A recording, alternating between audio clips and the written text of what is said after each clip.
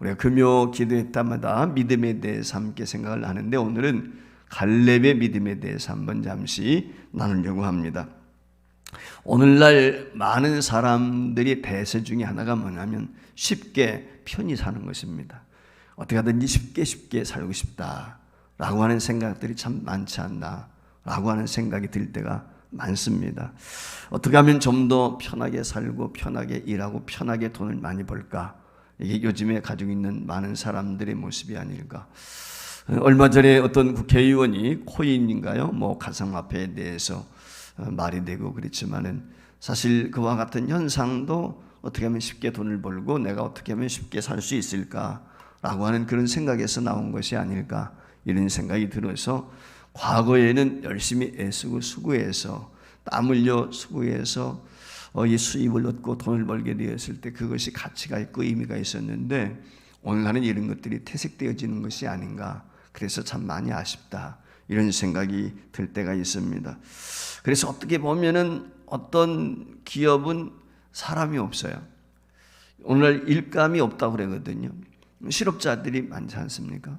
그런데 어느 직종은 사람이 없어가지고 구하지를 못하는 것이죠. 그래서 외계 근로자들이 와가지고 3D 업종, 일명 아주 힘들고 어려운 일들은 그들이 감당을 하고 있는데 어떻게 보면 이것이 사람들 사이에 균형이 맞지 않는 그런 모습을 우리에게 보여주는 것이 아닌가 그런 생각이 있어요. 이것은 편히 살려고 하고 어떻게 하면 그 이익을 쫓아가려고 하는 그런 모습이 아닐까 그런 생각이 참 많이 들어요.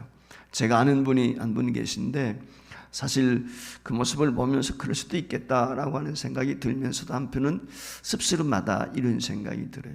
이분이 직장을 좀 다니는데 우리 교인이 아닙니다. 그러니까 제가 말씀을 드리는 건데 제가 교제하는 분 중에 아는 분이 계셔서 일산에 사시는 분인데 그분을 보니까 이분이 직장 다니시다가 직장을 관두게 되니까 실업급여라는 것이 나오더라고요.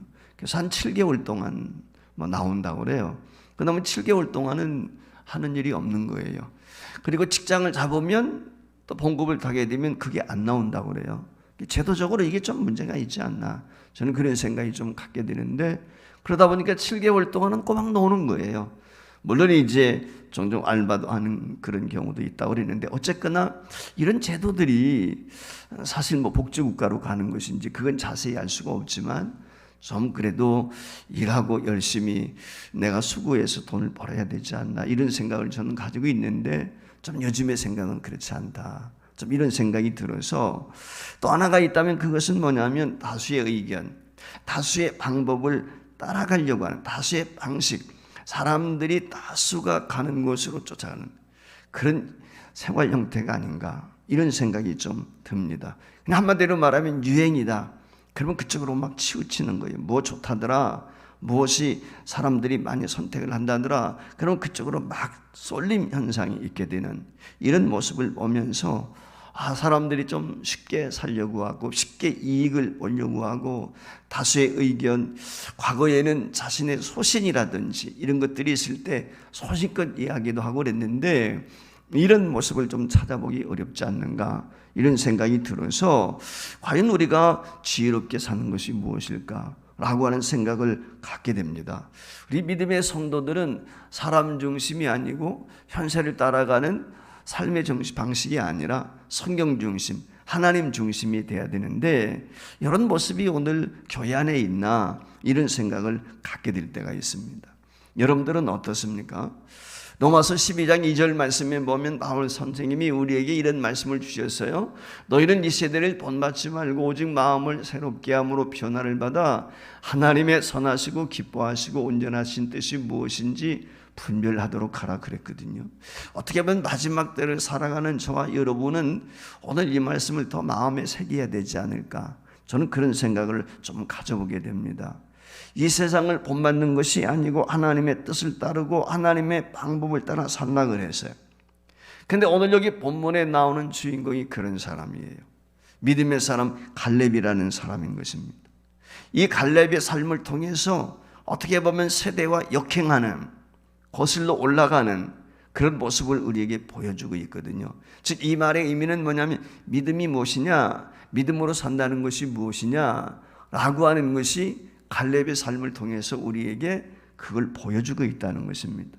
여러분 잘 아시는 것처럼 이스라엘 12지파 가운데 르벤과 갓과 문에서 반 지파가 요단 동쪽에, 그러니까 요단을 건너가야 서쪽에 이제 가나안 땅이 있는데, 그 가나안 땅을 들어가기 이전에 광야 끝이지요. 그곳에서 그들의 땅을 분배를 받게 되지요.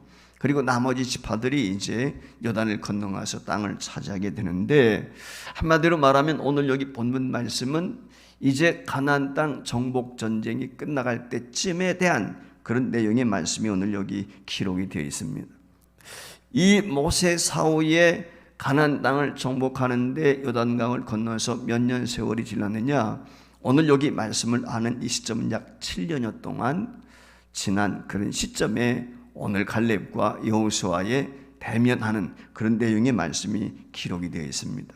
자, 7년여가 지난 다음에 오늘 여기 본문 말씀에 보면은 갈렙이 여호수아에게 부탁을 하는 것이 있죠. 그것이 오늘 12절의 말씀이거든요. 한번 다시 읽겠습니다.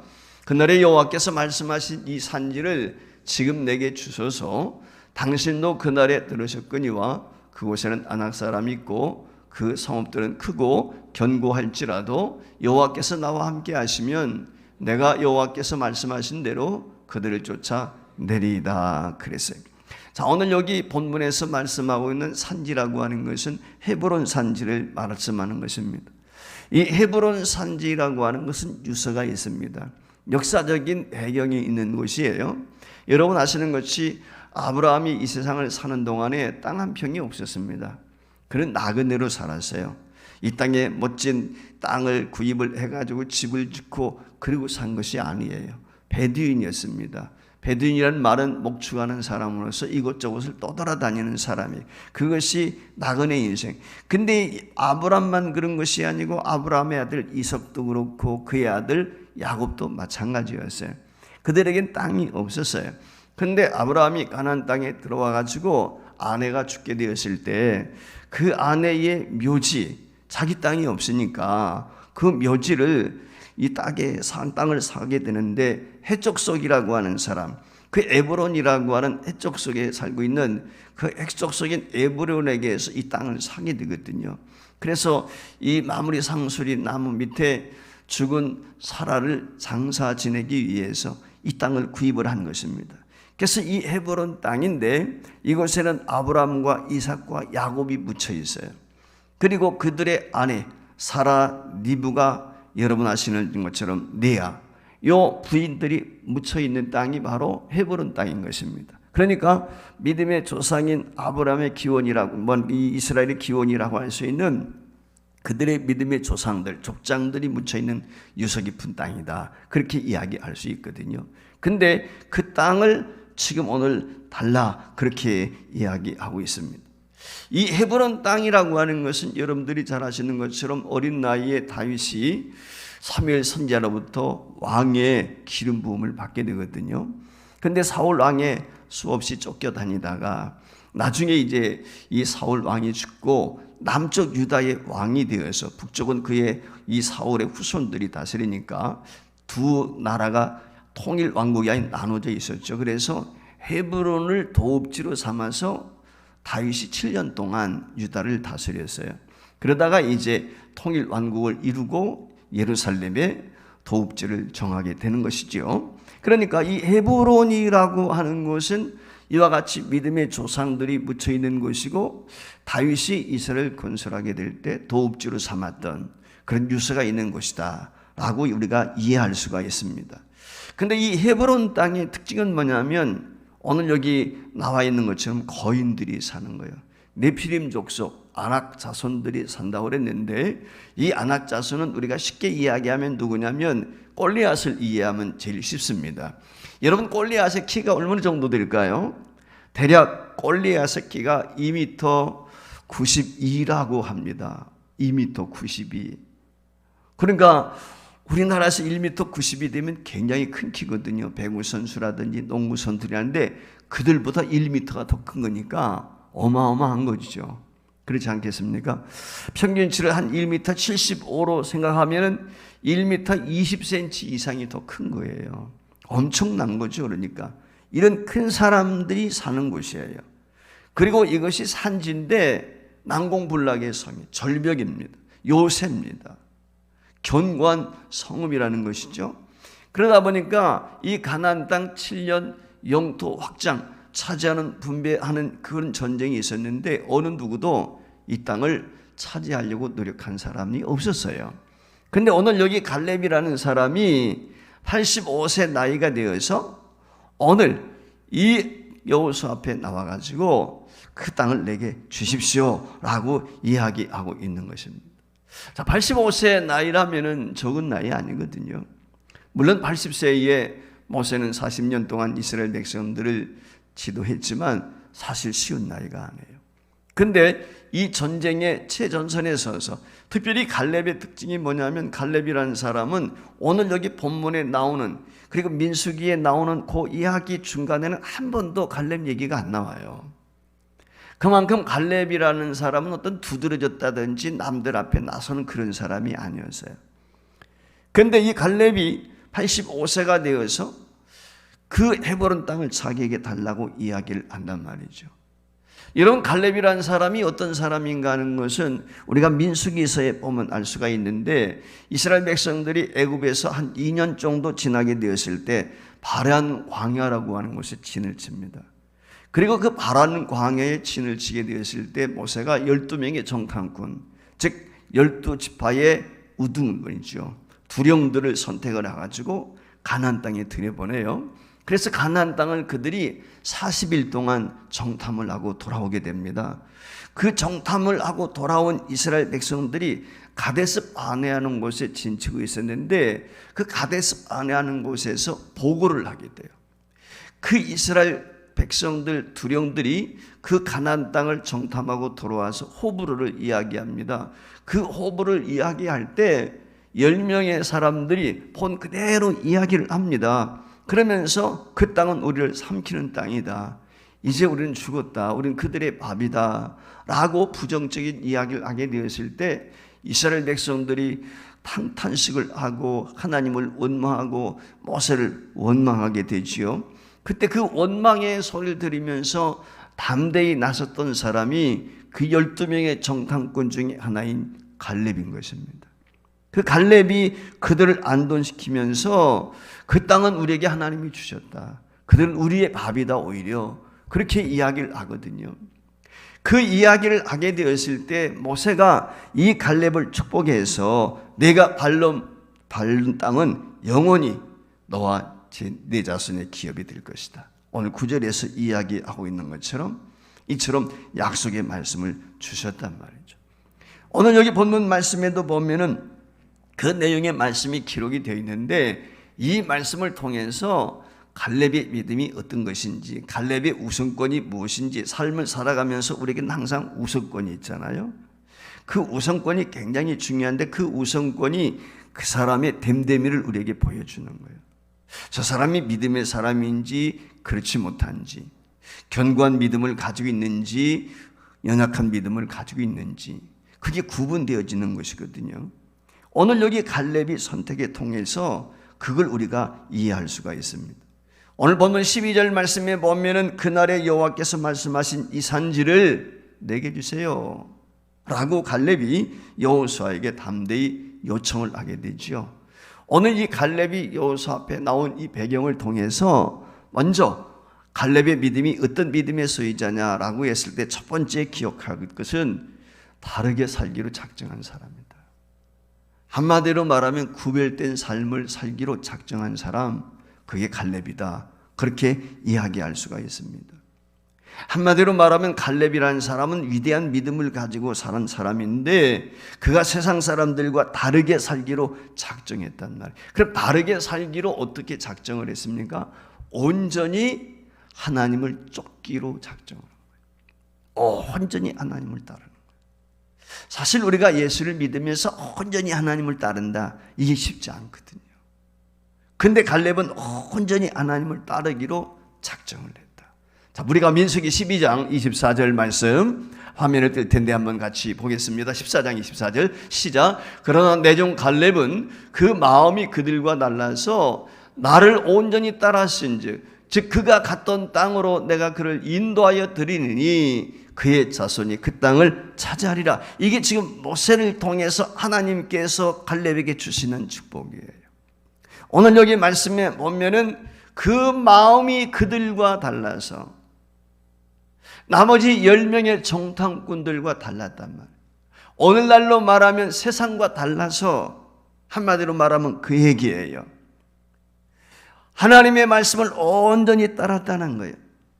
상대적인 가치에 치중한 것이 아니라 절대 가치. 이게 갈렙이 선택한 거예요. 비진리가 아니라 절대 진리. 그걸 선택을 했단 말이에요. 그걸 따라가기로, 그걸 쫓아가기로 했단 말이죠. 많은 사람들이 살아가면서 어리석은 것이 뭐냐면 과거에 집착하는 거예요. 현재에 집착하는 거예요. 근데 이 갈렙이라는 사람은 미래지향적이에요. 내일을 보는 거예요. 소망의 사람이에요. 하나님의 약속을 바라보는 거예요. 하나님의 약속을 바라보는 사람은 과거에 연연하지 않고 현재에 눈이 멀지 않는 거예요. 그래서 급급하지는 않아요. 늘 여유가 있고 감사하고 기쁜 것이죠. 이게 갈렙의 특징이거든요. 과거에 집착하거나 현실만을 보게 되면 약속의 땅, 젖과 꿀이 흐르는 하나님이 주시겠다고 한 땅을 차지할 수가 없는 것입니다. 이스라엘 백성들은 거기에 집착하다가 망했단 말이죠. 이 세대를 본받지 않고 오직 하나님의 선하시고 기뻐하신 뜻대로 살려고 작정했던 사람, 그게 갈렙이라고 하는 것입니다. 오늘 이 시대에 우리에게 필요한 것이 바로 이 갈렙과 같은 믿음이에요. 이런 자세, 이런 태도가 우리에게 참으로 필요하단 말이죠. 오늘날 많은 사람들은 상대적 가치에 혈안이 되어 있어요. 그래서 자꾸 비교하지 않습니까? 강하냐 약하냐, 잘 사냐 못 사냐, 좋은 거 가지고 있냐 없냐, 자꾸 비교하는 거예요. 그래 행복하지 못해요. 불행한 것입니다. 여러분, 비교 의식 속에 있는 사람은요 평안이 없어요. 나보다 잘 사는 사람이 있으면 배 아프거든요. 나보다 잘 나가는 사람 보면요 눈꼴 사납단 말이에요. 나보다 못한 사람이 있으면 우쭐해거든. 이게 비굴해지고 우쭐해지고, 이게 왜냐하면 비교 의식이거든요. 오늘 우리는 상대적 가치가 아닌 절대 가치, 과거나 현실을 보고 사는 것이 아니라, 거기에 집착하는 것이 아니라 미래지향적인 사람이 신앙인인 거예요. 이런 믿음이 뭡니까? 믿음이란 말은 기다림이거든요. 그 믿음이 없으면 기다릴 수가 없어요. 믿음이란 말은 소망이 있단 말이에요. 우리는 주님의 나라가 이 땅에 임할 것을 소망하고 있어요. 주님의 재림을 소망한다. 그러니까 믿음의 사람은 기다릴 줄 아는 사람, 믿음의 사람은 소망을. 여러분, 안나라고 하는 사람, 시몬이라는 사람, 누가복음 2장에 보면 예수님이 오실 때에 그 성전을 떠나지 않고 연세가 많은데도 불구하고 기도하면서 메시아를 기다렸다. 믿음이죠, 믿음. 기다려서 소망을 가졌어요, 그 사람. 이게 오늘 우리에게 중요한 거거든요. 상대적인 가치의 기준을 두고 따라가는 사람들은 세상의 흐름에 요동을 칩니다. 흔들흔들하는 거예요. 빌라 여심의 사기 사건을 비롯해가지고 코인 사태, 갖가지의 사태들이 있지 않습니까? 거기에 현혹당하는 거예요. 그래서 부동산에 뭐에 사람들이 왔다 갔다 하는 거거든요. 진중함이 없어요. 사람들의 특징, 현혹이 되기 때문에. 현혹된 사람의 특징이 뭐냐면 눈이 막 돌아가는 거예요, 자꾸. 그렇지 않습니까? 눈이 돌아갈 수밖에 없어요. 이런 시대 속에서 세상이 바뀌게 되면 나도 바뀌어지는 거예요. 그렇죠. 세상이 변하면 나도 변하는 거예요. 여기에 문제가 있는 거거든요. 상대방이 어떻게 하느냐에 따라서 나의 마음도 달라져. 이게 오늘날 세상 사람들의 특징이에요. 그래서 우리는 후경과 현경에만 보면 안 돼요. 과거와 오늘에만 집착해서는 안 되는 것이 아니라, 사실 믿음의 사람은 저는 그런 정경, 미래지향적일 볼 줄 아는, 앞전자에다가 볼경자, 전경 할 줄 아는 사람. 이게 믿음의 사람인 거예요. 그래서 믿음의 사람이라고 하는 것은 과거에 지난 것 때문에 낙심하지 않고 현재에 억울해하지 않아요. 불평하지 않아요. 미래지향적인 사람. 좀 힘들고 어려워도 바울 사도와 같이 부름의 상을 위해서 최선의 노력을 다하는 것이죠. 그러니까 절대적인 가치를 가지고 사는 사람은 세상의 변화에 대해서 요동치지 않습니다. 세상이 누가 부자가 됐대, 누가 성공했대, 거기에 흔들리지 않아요. 거기에 쫓아가고 거기에 현혹당하고 막 이러지 않는 거거든요. 오늘날 세상 사람들은 어떻습니까? 굉장히 변화에 민감하거든요. 여러분들은 어떠세요? 그러면서 하는 말이 변화에 대처하지 못하면 퇴보할 수밖에 없다. 그런 얘기가 공공연하게 교회 안에도 신앙인들에게도 한단 말이죠. 세상이 바뀌니까 교회도 변해야 된다. 그런 얘기 하지 않습니까? 근데 제가 원형교회로 돌아가자, 초대교회로 돌아가자, 그러면 어리석게 보일 수가 있어요. 근데 우리가 사는 길은 저는 그렇게 생각을 해요. 초대교회로 돌아가는 것입니다. 원형교회를 회복하는 거예요. 저는 그게 한국교회가 사는 길이 아닐까. 저는 그런 생각을 갖거든요. 갈렙이 바로 그런 사람이란 말이죠. 그런 사람으로서 상대적 가치를 보지 않고 적대적인 가치를 보게 될 때 앞을 보게 되고 미래지향적인 하나님의 사람으로 세워갈 수가 있어요. 사람들은 과거의 현실에 집착하고 상황에 따라 달라지면은 나는 그렇게 살지 않겠다. 오늘 여호수아, 갈렙이 그런 거예요. 나는 하나님을 바라보고 하나님의 약속을 바라보고 그분에게 절대적인 가치를 내가 살겠다. 이런 사람들을 세상 사람들은 뭐라 그래요? 고지식하다고 그래요. 예수 믿는 사람들이 그거 믿음 안에서는 그렇게 하면 안 되는데 적당히 타협할 줄 알아야지. 당신처럼 고지식해서 어떻게 살아? 이런 얘기 들을 때가 있거든요. 여러분들은 어떠십니까? 그런데요, 갈렙은 다르게 살기로 작정을 했어요. 남들이 볼 때 고지식할는지 모르겠어요. 근데 이런 사람을 하나님이 기뻐하신다. 적당히 타협하고 거기에 현혹당하고 시대와 조류를 따라가는 것이 아니라 믿음의 지 온전케 하시는 예수님을 바라보고 말씀에서 좌로나 우로나 치우치지 않고 그 중심이 한결같은 사람, 그 사람을 하나님이 기뻐하신다는 거예요. 두 번째, 이 갈렙은 어떤 사람입니까? 절대적인 가치 속에서 하나님을 온전히 쫓았다. 이게 오늘 우리에게 중요해요.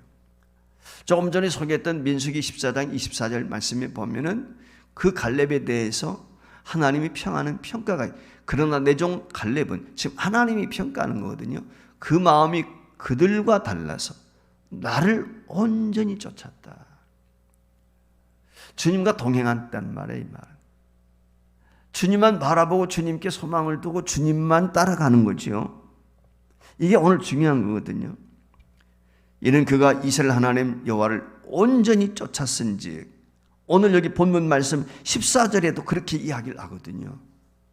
그 민수기 14장 24절에 했던 그 얘기를 오늘 여호수아서 14장 14절에서 인용을 하고 있다는 것입니다. 그 말씀 그대로 전적으로 하나님을 신뢰했습니다. 온전히 하나님을 따랐습니다. 다시 말하면 온 마음을 다해서 하나님께 순종했다는 것입니다. 이게 갈렙의 특징이에요. 사실 온 마음을 다해서 우리가 하나님을 따른다는 것, 순종한다는 것이 쉽지가 않습니다. 이스라엘 백성들이 성막을 짓습니다. 우리가 출애굽기라든지 레위기에 보면은 하나님의 제단을 쌓고 성막을 짓고 이런 것들이 좀 나오거든요. 이 이스라엘 성막에 대해서 공부하다 보면은 기둥을 세웁니다. 세마포 옷이라든지 번제라든지 물두멍 여러 가지 기구들을 만들게 되는데, 특별히 제단을 쌓는, 번제단을 쌓고 이런단 말이죠. 그 번제단을 쌓게 될 때 조각모로 쌓던, 조각모이라는 말은 오늘날 아카시아 나무를 말씀하는 거거든요. 그런데 이 아카시아 나무로 세로가 2.5m, 가로가 1.5m 되는 그런 번제단을 만들어서 그곳에 놋을 입혀가지고 제단을 만들게 되는데, 출애굽기에 보면은 20장에 이 번제단을 만들게 될 때 돌로도 번제단을 만들도록 되어 있어요. 돌로 번제단을 만들게 될 때 하나님이 명하신 특징이 있는데, 그것이 뭐냐면 정을 대면 안 돼. 즉 이 말의 의미는 돌을 다듬으면 안 되는 거예요. 돌 모양 있는 그대로 가지고, 모난 곳이 있으면 모난 곳이, 깨진 곳이 있으면 깨지고, 그냥 그 모습 그대로 단을 쌓는 거예요. 그런데 역사가들이 유적을 통해서 발굴한 것들이 있는데, 그 돌 제단들이 발굴되어지는데 정으로 쪼인 것들이 발견돼요. 그러니까 깔끔하게 다듬은 거예요. 여러분, 이걸 말씀을 드린 이유는 뭐냐면, 그 깔끔하게 다듬은 것, 어떻게 보면 하나님의 제단을 쌓기 위해서 깔끔하게 다듬어서 하나님 앞에 제단을 쌓도록 해야지 좋은 생각일 수가 있어요. 근데 하나님의 관점에서는 그게 아니에요. 하나님은 있는 모습 그대로를 받으시는 거예요. 그러니까 다듬지 않은 돌, 그게 하나님이 원하신 거거든요. 그런데 그걸 정으로 쪼였단 말이죠. 즉 이 말의 의미는 불순종을 말하는 거예요. 하나님은 온전한 순종, 우리 생각에 좋은 대로가 아니에요. 하나님이 좋은 대로 해야 되는 거예요. 우리 생각에는 그렇잖아. 더 멋지고 더 어렵나, 그럴 수 있다고 생각이 돼요. 인간적인 관점에서는. 근데 하나님은 그렇게 생각하지 않는 거예요. 하나님의 생각은 뭐냐면 내 말에 순종하는가 안 하는가, 이걸 하나님은 더 보시는 것입니다. 이게 오늘 우리가 깊이 새겨봐야 될 거예요. 내가 하나님의 말씀에 비추어서 정말 온전히 주님을 쫓고 있는가, 그 순종하고 있는가, 여기에 오늘 우리의 아름다운 열매의 관건이 달려있는 것입니다. 여러분, 문제가 있습니다. 내가 함께 하느냐라고 하는 걸. 하나님이 나와 함께 하느냐, 하나님이 내 편이냐, 물론 이것도 중요하지만 그보다 더 중요한 게 있어요. 내가 하나님과 함께 하는가, 내가 하나님 편에 있는가. 이게 오늘 우리가 늘 매일매일 삶 속에서 저와 여러분이 질문하고 물어봐야 될 것이 뭐냐면, 어렵고 힘들 때 여러분들이 하나님 정말 나와 함께 하십니까? 하나님은 내 편이십니까? 이게 질문을 하면 안 되는 것이 아니라 내가 하나님 편에 있는지, 내가 하나님과 동행하, 이걸 물어봐야 되는 거예요. 여기에 내 스스로 응답할 수 있어야 돼요. 내가 하나님의 말씀에 순종하고 하나님 편에 서 있게 되면 하나님이 역사하시는 거거든요. 이 점은 우리가 늘 명심. 이 말의 의미는 내가 하나님을 온전히 쫓고 있는가, 내가 믿는 자로서 예수님을 정말 따르고 있는가, 그걸 지금 질문하는 거거든요. 주님 날 따라오세요, 이게 아니고 내가 주님 따르겠습니다, 내가 주님을 쫓겠습니다. 주님이 원하는 건 그거거든요. 그러니까 주님이 가실 때 우리가 따라가는 거예요. 주님과 함께 하기를 원하는 건 바로 내가 주님 뜻대로 살겠습니다, 순종하겠습니다, 이거거든요. 근데 갈렙이 그렇게 했다는 거예요. 자, 그러면은 이와 같이 다르게 살기로 작정을 하고 온전히 마음을 다해서 하나님을 좇게 되었을 때 하나님이 갈렙에게 주시는 축복이 무엇일까요? 오늘 본문에도 나와 있지만은 민수기 14장 24절 다시 한번 띄워주시면 감사하겠습니다. 예, 민수기 14장 24절 하나님이 주신 축복인데 같이 읽습니다. 시작. 그러나 내 종 갈렙은 그 마음이 그들과 달라서 나를 온전히 따랐은즉 그의 갔던 땅으로 내가 그를 인도하여 드리니 그의 자손이 그 땅을 차지하리라. 할렐루야. 자, 오늘 여기 본문 13절 14절 어떻게 이 약속이 이루어졌는지 같이 보실까요? 다시 한번 같이 읽습니다. 시작. 여호수아가 여분네의 아들 갈렙을 위하여 축복하고 헤브론을 그에게 주어 기업을 삼게 하매 헤브론이 그니 사람 여분네의 아들 갈렙의 기업이 되어 오늘까지 이르으니 이는 그가 이스라엘의 하나님을 여호와를 온전히 쫓았습니다. 하나님을 온전히 다르게 살기로 작정으로 쫓게 되었을 때 약속하신 땅을 오늘 분깃을 얻게 되었다는 거예요. 성취가 된 것입니다. 이게 진짜 축복이죠. 이것이 축복인 거예요. 사실 갈렙이나, 여러분 한번 갈렙을 통해서 보세요. 모세나 여호수아 위대한 사람들이죠. 근데 갈렙이라는 사람은 누구 앞에 나서가지고 설치는 사람이 아니에요. 조금 전에 말씀을 드린 것처럼 이 갈렙이라는 사람은요, 민수기 14장에 나오는 그 가나안 땅 정탐꾼들 보고하는 이야기 외에는 오늘 여기가 처음이에요. 갈렙에 대한 이야기가 없어요. 그만큼 잠잠, 즉 40년 동안 그의 40세에 가나안 땅을 정탐하고 지금 45년이 된 45년 동안 묵묵히, 한마디로 말하면 갈렙은 여호수아에 비해서 조금 더 뒤떨어지지 않는 사람이야. 그런데 나서질 않았어요. 자기 몫을 주장하지 않아요. 전적으로 여호수아 동역자로, 조력자로 사는 거예요. 그리고 오늘 마침내 그가 하나님께서 약속하신 놀라운 땅을 축복으로 받아들이게 됩니다. 여러분, 믿음은 하나님을 신실하게 믿는 성도의 것입니다. 저는 그렇게 믿습니다. 하나님을 믿는 크기만큼 우리가 믿음의 사람이 될 수 있어요. 오늘 이 믿음의 선배들이 걸어갔던 그 길을 바라보고 저와 여러분이 갈렙 같은 믿음의 소유자가 되었으면 좋겠습니다. 물고기처럼 세상을 거슬려 올라갈 줄 아는, 사실 초대교회 교인들은요 다 세상을 거슬려 살았거든요. 근데 오늘 우리 기독교인들의 특징이 무엇입니까? 세상 저류에 순응해서 사는 거예요. 순응해서. 거기에 익숙해졌어요. 세상 저류에 순응해서 살면 편해요. 욕 안 먹어도 되고, 거기는 핍박도 환난도 없어요. 근데 거슬려 산다는 건 어려움이 있어요. 힘이 들어요. 온전히 주님을 쫓는다는 것은 세상 죄를 따르는 것이 아니라 믿음의 선배들이 걸어갔던 그 신앙의 길을 걷는 것입니다. 오늘 저와 여러분이 한번 스스로 돌아봤으면 좋겠어요. 나는 세상 저를 쫓고 살고 있지는 않는지, 상대적인 가치에 눈이 멀어 있지는 않는지, 난 절대적인 가치에 내 생명을 걸고 있는가, 정말 주님을 온전히 쫓고 있는가, 하나님을 볼 때 하나님의 마음에 합한 자가 되어서 정말 온전히 주님을 따른 자인지 우리 한번 스스로를 돌아보면서 이 헤브론이라고 하는 정말 난공불락의 그런 요새와 같은 곳인데, 이 갈렙이 차지했던 것처럼 하나님께서 저와 여러분에게도 이런 축복을 허락하실 수 있는 그런 믿음의 장부들이 될 수 있기를 주의 이름으로 축원을 드립니다.